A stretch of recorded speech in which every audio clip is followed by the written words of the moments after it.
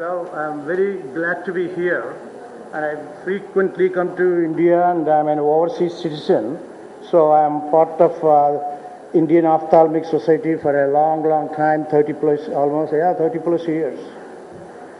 Whenever we talk about recent advances, I think to me, anytime the recent advance is really catching the people early, catching those keratoconus patients early, you didn't need to do so many sophisticated stuff because in the last 20, 25 years, the advancements are truly unreal, right, in medicine.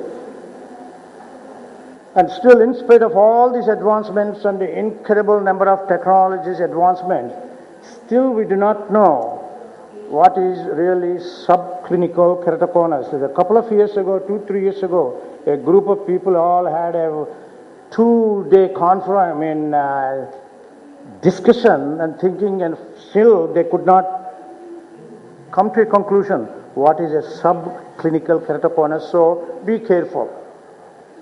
And whenever we are, LASIK, the advertising world today compared to about 30 years ago, the doctor never advertised about himself. It was always the word of mouth.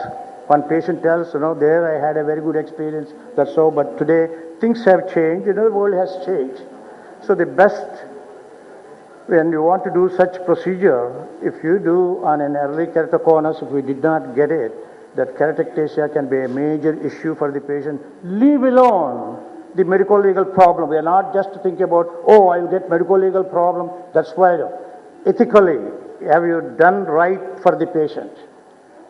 Strange topography, always be careful. The Greek word or Latin, primum non nocere, means at least don't do any harm to the patient. At least no harm, even if you cannot do good.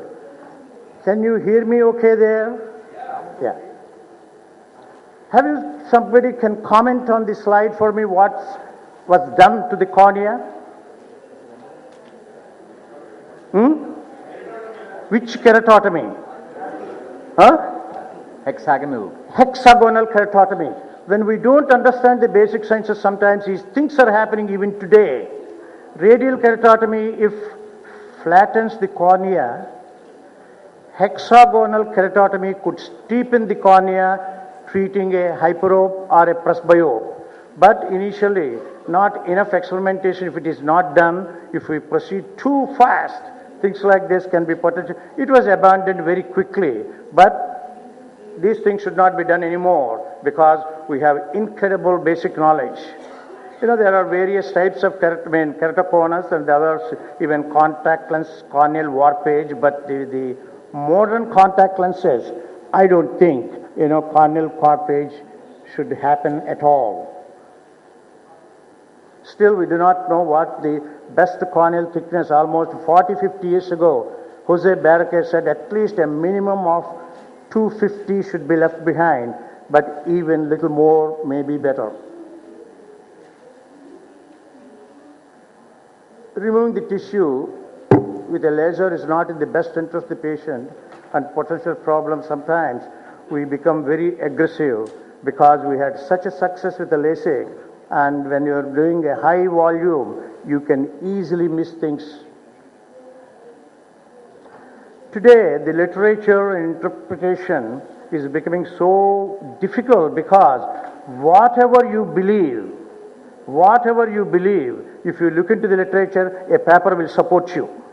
It's becoming like that. So, understanding the basic sciences is very important. And we have incredible number of peer-reviewed and non-peer-reviewed throwaway journals, so much material, which is really important, which is not so important. It is becoming a very difficult thing unless you understand, again, a basic sciences type of understanding. Still, we have extraordinary optometrists, we've trained in mainly for keratoconus or contact lens fitting. They do an extraordinary job. Still, with the contact lenses, maybe they're still the best one initially because the patient, will think always any kind of surgery. Patient is, uncomfortable with that.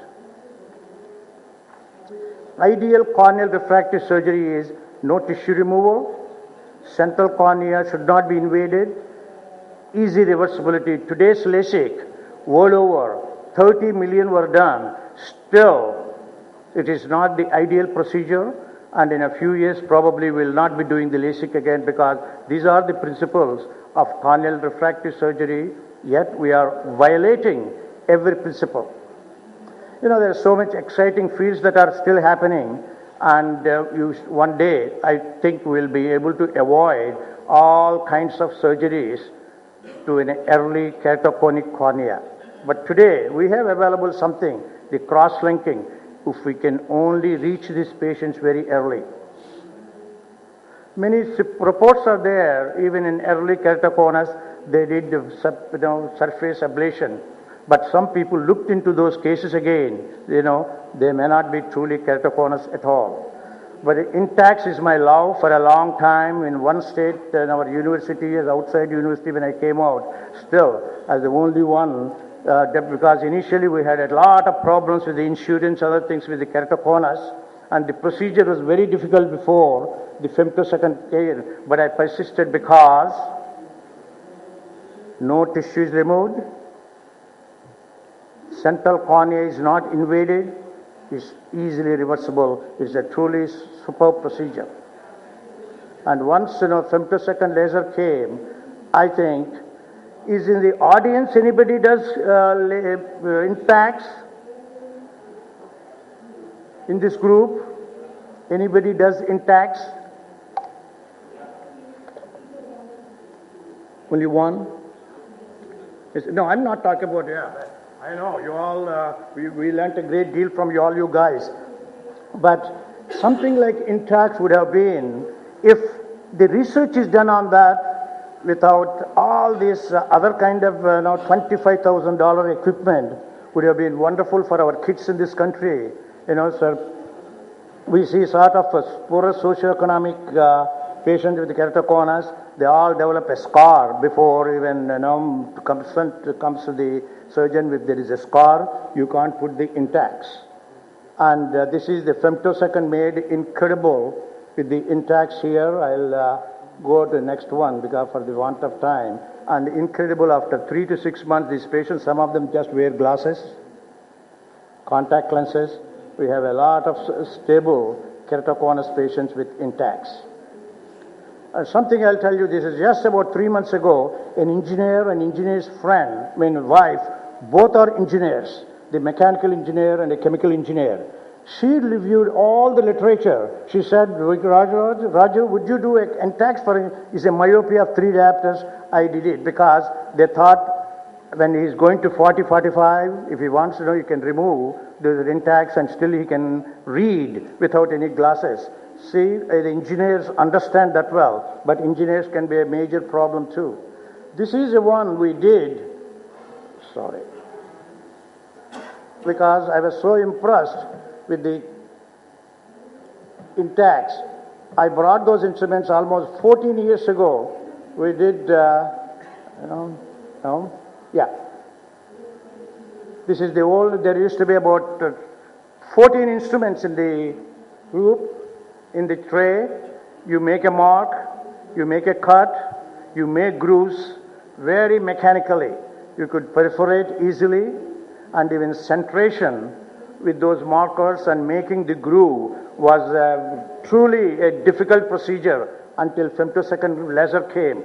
Yet, that may have been the most wonderful procedure to do by avoiding a corneal transplant and a potential rejection for these young patients for the rest of their life. So you make mechanically the grooves and put those Intacs. And this patient, after almost 13, 14 years ago, still seeing with his glasses. So Intacs with the non-violating those principles, I think is an extraordinary procedure, and these are all mechanical groovers and look and put it. So it's a non-inflammatory disease, but I always feel that early detection and catching these patients early. And there's a lot of research is going on still. We do not know what is causing keratoconus. And even a simple that refraction, you dilate the pupil and just look at our simple retinoscope reflex, you can diagnose early keratoconus. And these things should not be happening anymore because of, the India is a country where we sent a mission to Mars. So in such cases, we should take care of these children very early. There's one we did a lot of work at one time, epikeratofakia. I hope this will, with the modern technology, it may come back again in patients like in keratoconus. That is, we used to do epikeratofakia instead of DAL, just, only putting to those people. And without any question, the cross-linking is a boon. And you keep, can anybody comment on this slide?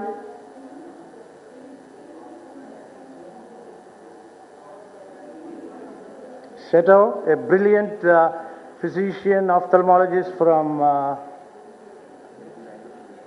where? Japan.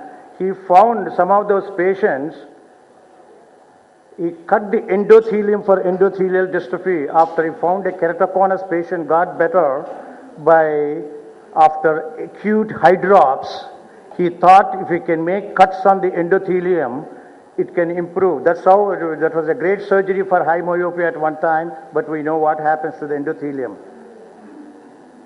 This is the last slide I would like to show. There is a prolateness of the cornea, oblateness of the cornea. Nature has created like that. The prolateness is an eagle vision, is a prolate cornea. There is a frog for a peripheral vision, but not the acuity of vision. It is oblate.